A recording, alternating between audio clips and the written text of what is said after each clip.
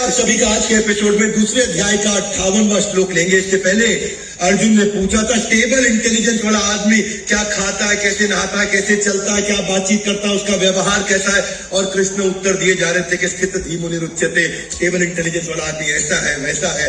आज भगवान ने इस श्लोक में कछुए के साथ उसका कंपैरिजन किया कि कछुए की तरह भगवान ने विजुअल एग्जाम्पल देते हैं ना। गीता इतनी इंटरेस्टिंग है कि आपको इतना मन लगा रहेगा अगर आपको पढ़ना आ गया, आपको सीखना आ गया। मेरे पीछे श्लोक बोले दूसरे अध्याय का 58वां श्लोक, यदा संहरते चायम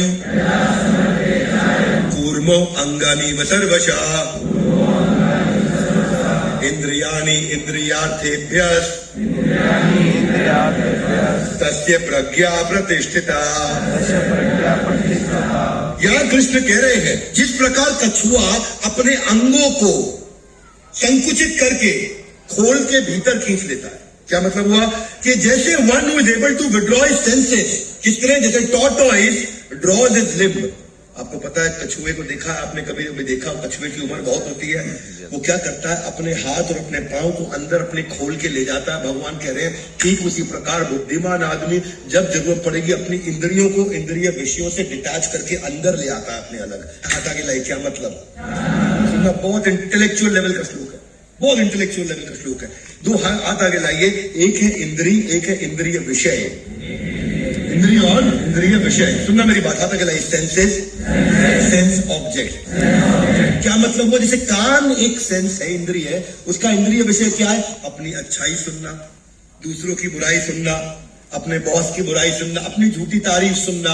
थोड़ा हमारी तारीफ करो, प्रोग्राम कैसा लगा, बहुत बढ़िया, बढ़िया तो है क्या, सेंसलेस गाने सुनना, हम किस गली जा रहे हैं अपना कोई, ये सारे यहाँ पकड़ लो उनको। तो ये बेसलेस गाने सुनना, ओटीटी प्लेटफॉर्म पे फालतू प्रोग्राम देखना, ये क्या है सुनना, जहां पे छेड़ाखानी हो रही है उन बातों को सुनना। अरे इस लड़का, ये देखा है लड़का बार बार उस लड़की के साथ जा रहा है, कुछ तो है, ऐसे नहीं होता। देखो धुआं वही है जहां आग लगी हो।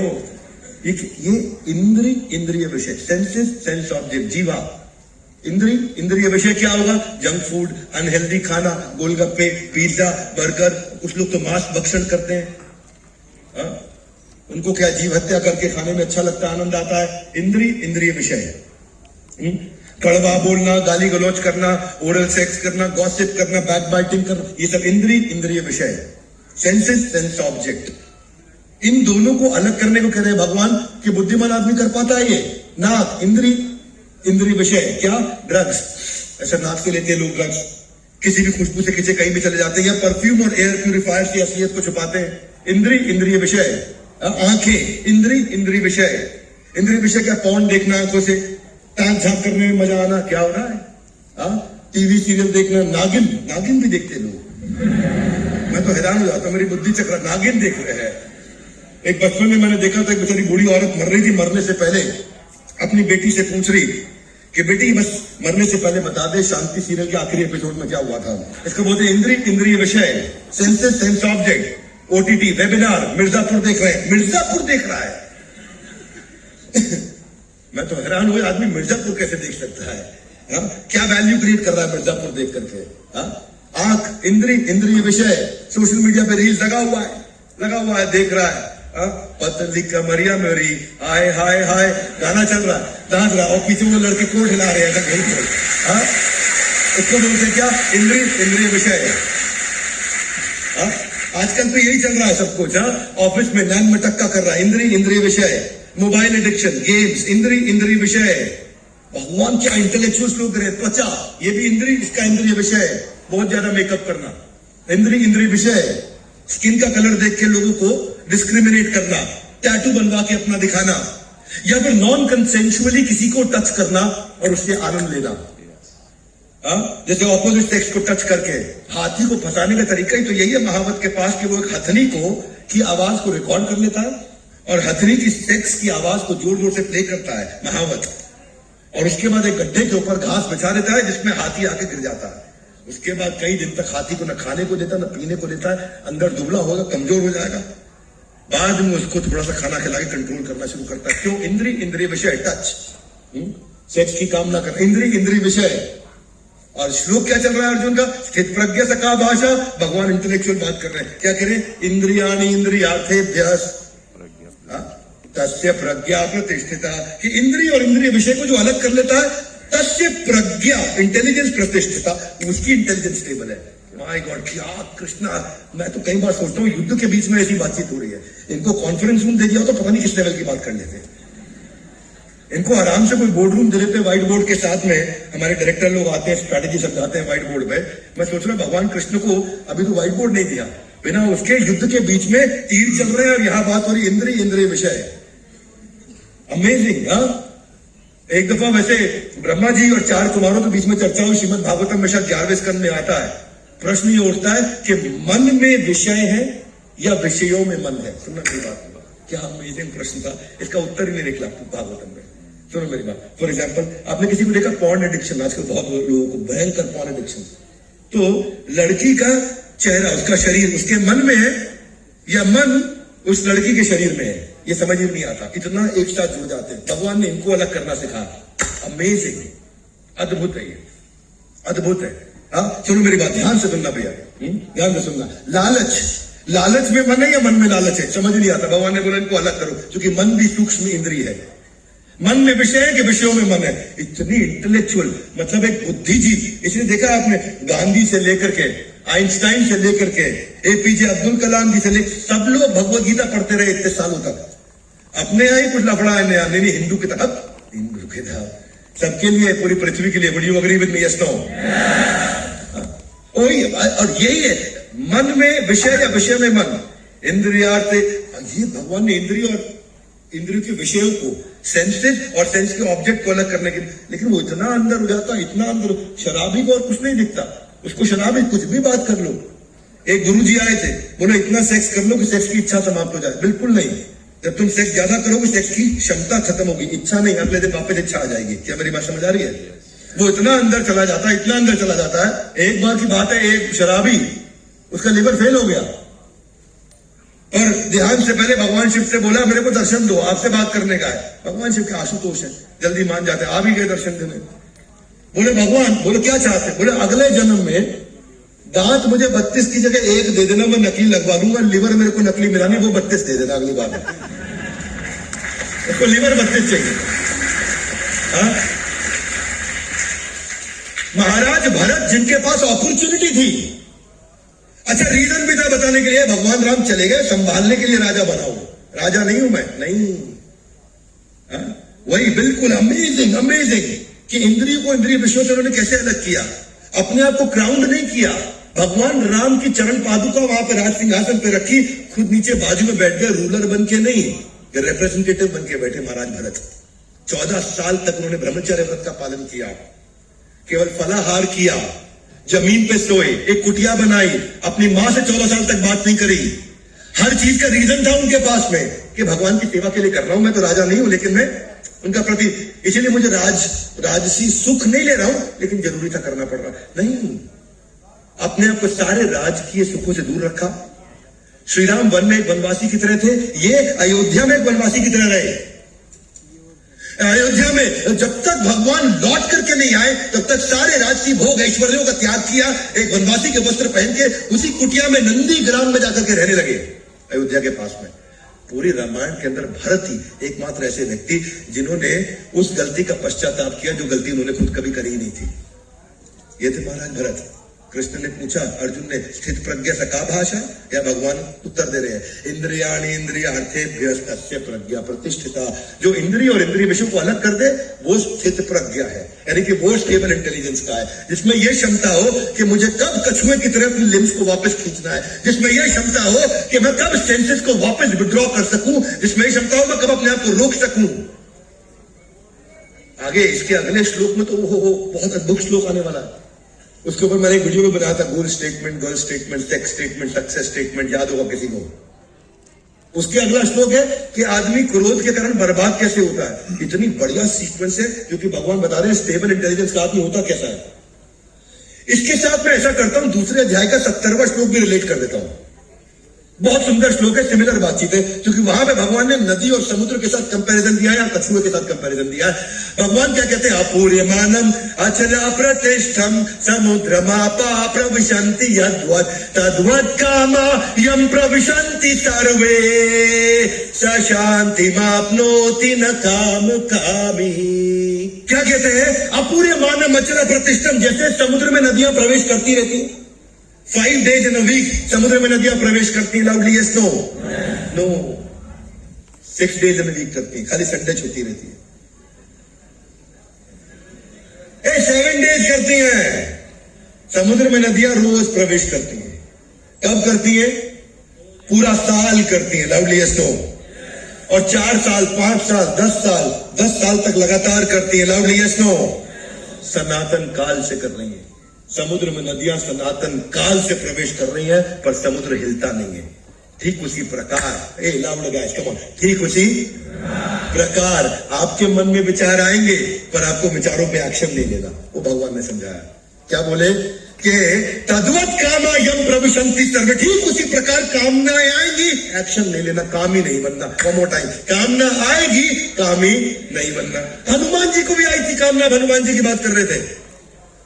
कैसे आई? माता सीता को हनुमान जी जब पूरी रामचरितमानस सुना रहे, तो वह वाल्मीकि बाजू में बैठ के पूरा सुन लिया। ही ओवरहर्ड एवरीथिंग।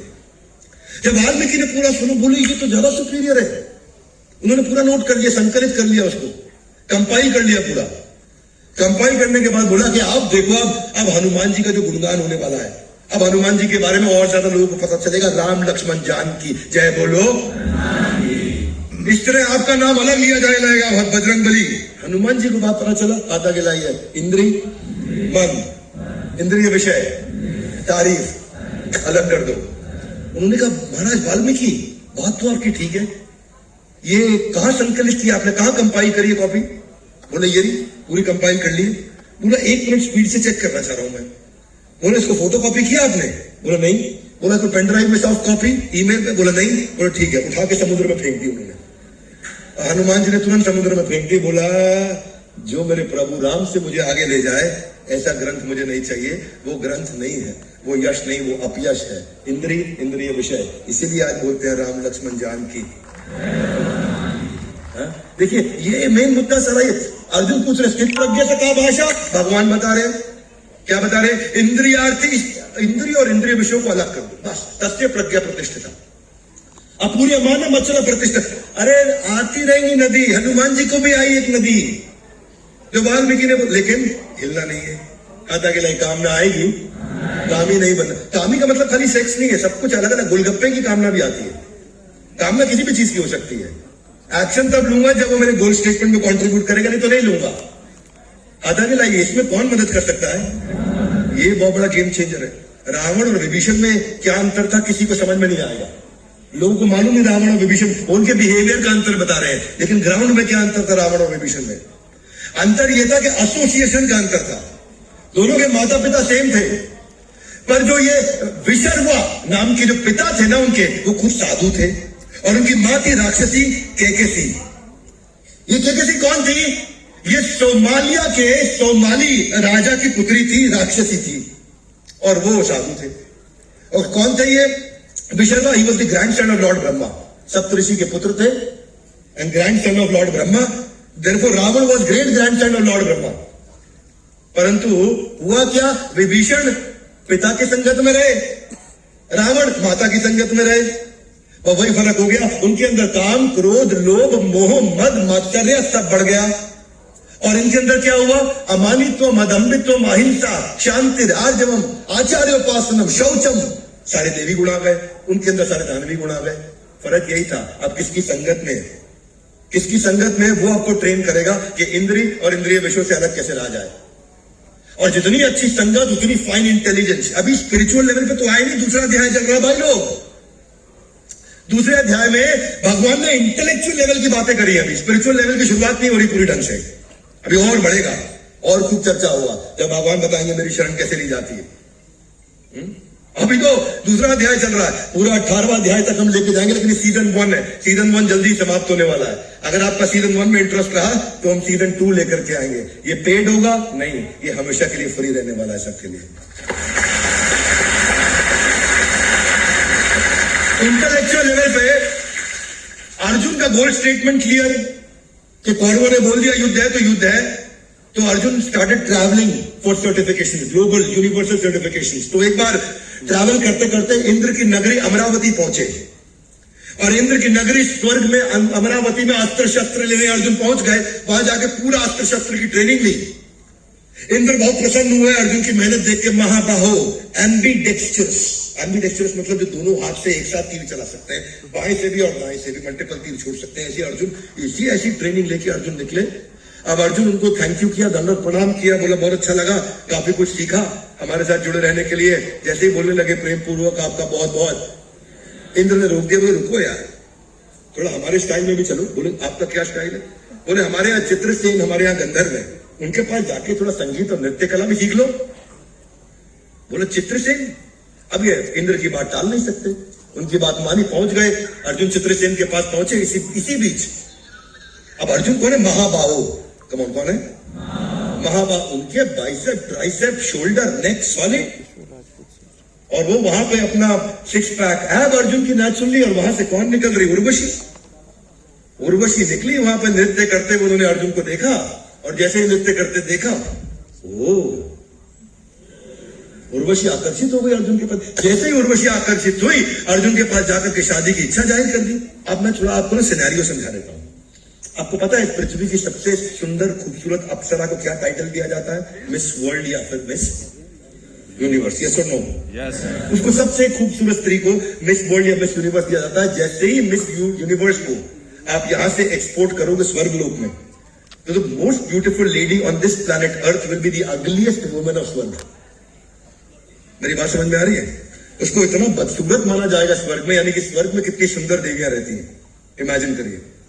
अगर सबसे खूबसूरत स्त्री भी यहाँ की सबसे बदसूरत है वहां पे, तो जो वहां की सबसे खूबसूरत उर्वशी, तो वो कितनी खूबसूरत होगी। और ऐसी उर्वशी आके अर्जुन को बोल रही है, अर्जुन मेरे विवाह का प्रस्ताव स्वीकार करो, मैं आपके प्रति इतनी आकर्षित हो चुकी हूं। और अर्जुन क्या बोल रहे हैं उनको जवाब में मानो? अर्जुन कह रहे हैं मैं आपके चरण स्पर्श करना चाहता हूं क्योंकि आप मेरी मां के समान है।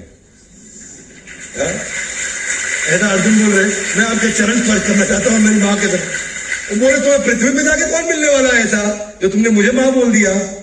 ऐसे अर्जुन बोलते चंचलम ही मना कृष्णा प्रमाति बलभद्रम, मेरा मन चंचल है। इतना कंट्रोल है माइंड में कि उर्वशी के सामने टेंशन भरो। उर्वशी को देख के आदमी वैसे ही हिल जाए, मत देख ही नहीं सकता। उसके शरीर की कांति इतनी निकल रही है कि साधारण बुद्धि का आदमी हो तो उसकी आंखें ही ना खुल पाए, इतना शरीर की कांति बताई गई है उर्वशी की।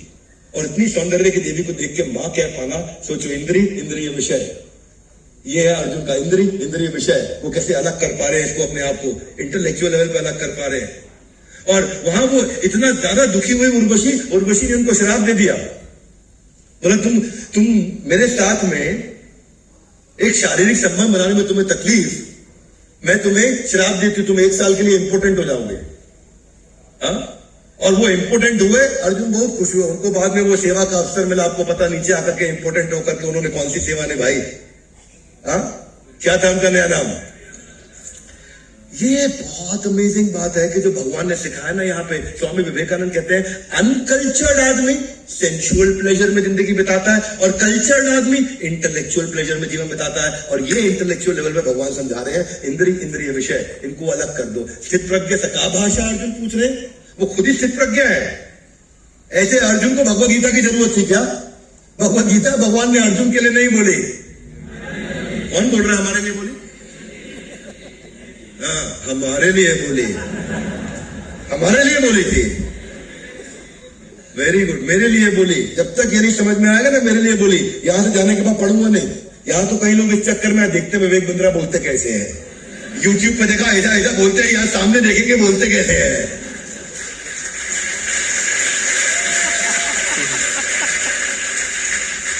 ये मुद्दा ये है कि विचार आएगा। समुद्र माता प्रविशंति अद्वत आएगा। विश्वामित्र मुनि 60,000 साल तपस्या किए, टेंशन किसको हो गया? इंद्र को। इंद्र ने अपनी एक टीम मेंबर को बोला, रंभा को, ए जाओ जरा देखो यार विश्वामित्र टेंशन हो रहा है, उसका सिंहासन हिल जाता है इंद्र का। तो इंद्र का टेम्पोररी पोजीशन है, Indra not a permanent position. Indra is a designation. अभी इंद्र कोई और है, पहले इंद्र कोई और थे, आगे इंद्र कोई और होंगे। Indra is a designation, Indra is not the name. Indra, Chandra, Varuna, Vayu, ये सब डेजिग्नेशन है, ये नाम नहीं है। ये डेजिग्नेशन बदलती रहती है, कभी कोई इंद्र है, कभी कोई इंद्र है। हो सकता है आप में से भी कोई इंद्र रह चुके हो पहले, पीछे किसी जन्म में। मुद्दा अच्छा, कईयों को लगा मेरा लग भी रहा है मेरे को ना। ये भी आओ, इंद्र को टेंशन, ये आगे विश्वामित्र दिक्कत। इंद्र ने रंभा को भेजा, रंभा जाओ देख के आओ। रंभा पहुंच गई, वहां जाकर के 60,000 साल से तपस्या चल रही, रंभा वहां जाकर नृत्य करने लगी और गाने लगी। और विश्वामित्र मुनि की आंखें खुली, पूछा कौन हो तुम?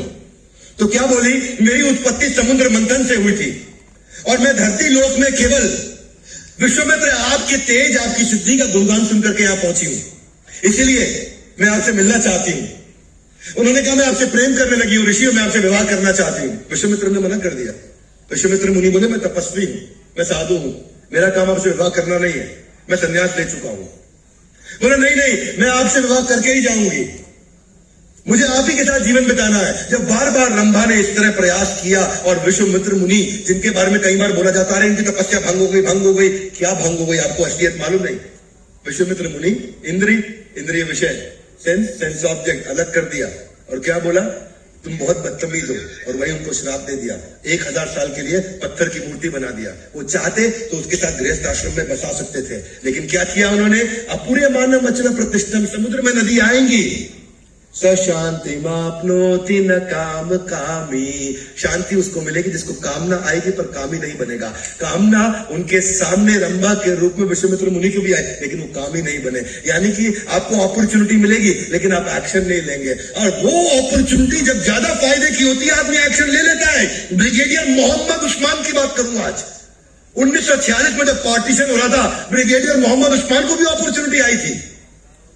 और क्या अपॉर्चुनिटी है, इंडो पाक वॉर 1947-48, उनको वहां पे जो जेंटलमैन जिन्होंने पाकिस्तान को अलग कराया था, उन्होंने बोला कि भाई तुमको मैं 3 टाइम सैलरी दूंगा, मेरे को तुम्हारे जैसे आदमी चाहिए। Why don't you and your team, जितने मुस्लिम हैं आप पाकिस्तान आ जाओ, हमारी तरफ से लड़ाई लड़ना, और यहां से मैं आपको 3 रैंक हायर डेजिग्नेशन दूंगा और 3 टाइम्स एक्स्ट्रा सैलरी दूंगा। ब्रिगेडियर मोहम्मद उस्मान ने मना कर दिया उनको।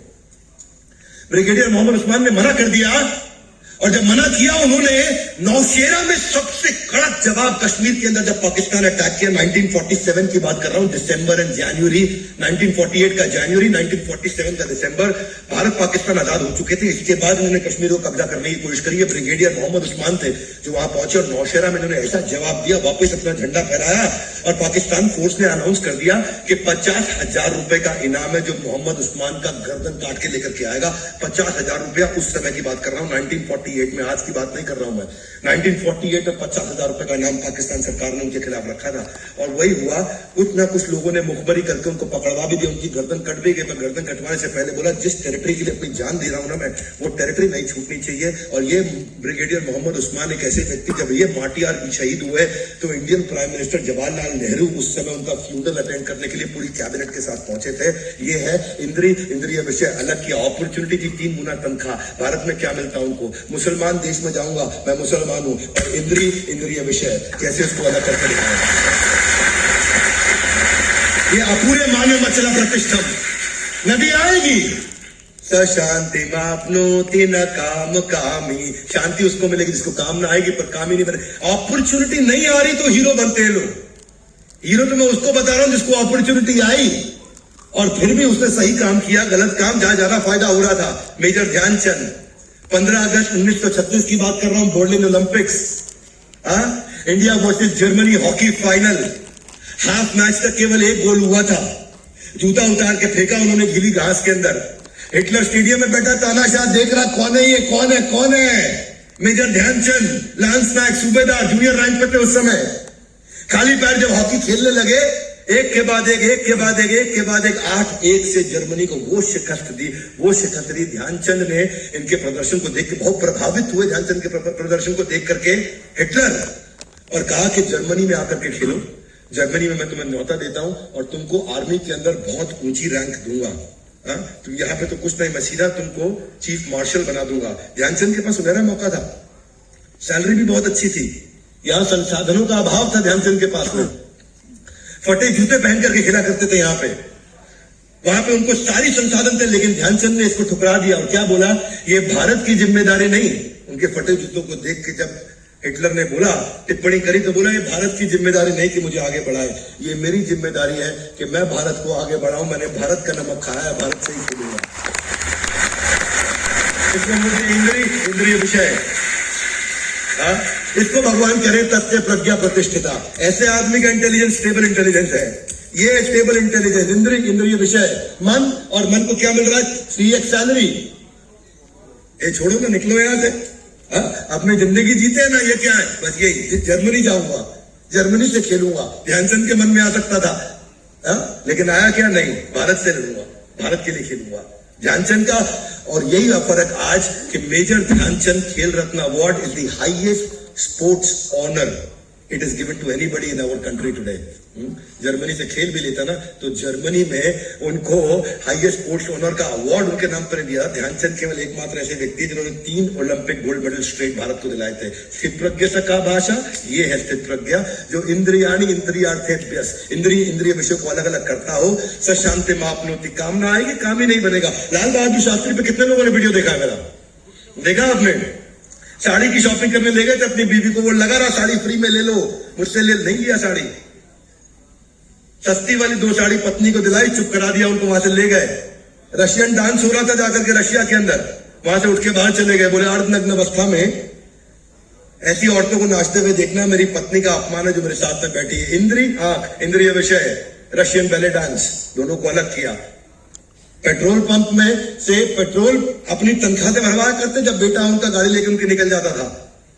बेटा 12 किलोमीटर एक्स्ट्रा गाड़ी क्या चला करके आया, खुद की तनख्वाह कटवा ली उन्होंने। इंद्रिय विषय, कैसे उन्होंने अलग किया इसको। पता चला बेचारे बेटे के बॉस को कि ये तो प्रधानमंत्री का बेटा, उसको प्रमोशन दे दी, फोन करके उल्टा डिमोशन करवा दिया। प्रमोशन काहे दे रहे उसको। इंद्रिय विषय, ये वो लोग हैं। स्थित प्रज्ञा, ये स्थित प्रज्ञा है। अर्जुन ने पूछा, ये उत्तर है। संसार में भी स्थित प्रज्ञ लोग मिलते हैं आपको, केवल देवी देवताओं में नहीं, वहां तो मिलेंगे ही मिलेंगे आपको। रतन टाटा सबसे बड़े स्थित प्रज्ञ के एग्जाम्पल है, सबसे सक्सेसफुल ग्रेटेस्ट ह्यूमन बींग्स में से रहे हैं भारत की हिस्ट्री के अंदर एवर। ऐसी पर्सनालिटी हमारे देश को मिली है। 66% अपनी वेल्थ हमारे देश में दान करती। लार्जेस्ट बिजनेस एम्पायर 2 डेकेड से ज्यादा चला, 20 साल से ज्यादा, largest business empire of our country. लेकिन उसके बावजूद कभी रिचेस्ट मैन नहीं कहलाए, उसके बावजूद कभी रिचेस्ट मैन नहीं। सबसे बड़ा बिजनेस चला हुआ पूरे देश में, उनसे बड़ा बिजनेस किसी का नहीं, अंबानी अडानी, लेकिन रिचेस्ट मैन इसलिए नहीं क्योंकि 66% अपनी वेल्थ दान कर दी। और उन्होंने ये प्रूव किया कि फोर्ब्स डिसाइड नहीं करेगा अमीर कौन है। बोले अमीर कौन है वो महत्वपूर्ण नहीं, महान कौन है महत्वपूर्ण है। इंद्रिय विषय, प्रज्ञा का भाषा, स्टेबल इंटेलिजेंस किसकी है? इच्छा तो आई होगी ना, कभी तो इच्छा आई होगी। अजीम प्रेम जी, इच्छा आई होगी, लेकिन उस इच्छा को त्यागना, वो है इंद्रिय विषय। मनोहर पारिकर, स्कूटर वाले चीफ मिनिस्टर, बोलते मनोहर पारिकर को, इतना प्रभावित हूं पर्सनल लेवल पे, चाहे वो किसी भी पॉलिटिकल पार्टी से होते। मैं मनोहर पारिकर से बहुत प्रभावित रहा हूं। आज वो जीवित नहीं है, लेकिन मैं उनको इंस्पिरेशन मानता हूं। स्कूटर वाले चीफ मिनिस्टर, हाँ उनमें 1-2 कमियां थी, सिगरेट बहुत पीते, लेकिन सिगरेट भी लेकर के अपना वहां पे स्कूटर लेकर के पहुंच जाते सिगरेट की दुकान पे, और वहां लड़के लोग नहीं पहचान पाते उन्हें। पीछे वो अंकल, वो फिर सिगरेट वाला बताता है बेटा चीफ मिनिस्टर के साथ खड़ा है तू। ये मनोहर पारिकर 4 बार सीएम रह चुके गोवा के, और स्कूटर पे ही घूमते थे, वीआईपी कल्चर के अगेंस्ट थे। कहीं प्लेन में जाना लाइन में लगेंगे, रेस्टोरेंट में खाना लाइन में लगेंगे। 2017 में जब 4थी बार गोवा के चीफ मिनिस्टर बने, पैनक्रियास कैंसर से वो जंग लड़ रहे थे। नाक में ट्यूब लगा करके इंफ्रास्ट्रक्चर का जाके मुआयना करते थे गोवा में, वहां पे ऑपोजिशन बोलता था ये पब्लिसिटी स्टंट है। वो चाहते थे इस समय सब कुछ छोड़ करके आराम की जिंदगी बिता सकते थे, पर बिल्कुल उस समय युद्ध की भूमि में युद्ध लड़ते हुए शरीर छोड़ा मनोहर पारिकर, स्कूटर वाले सीएम। इंद्रिय विषय, सबको अलग कर सके।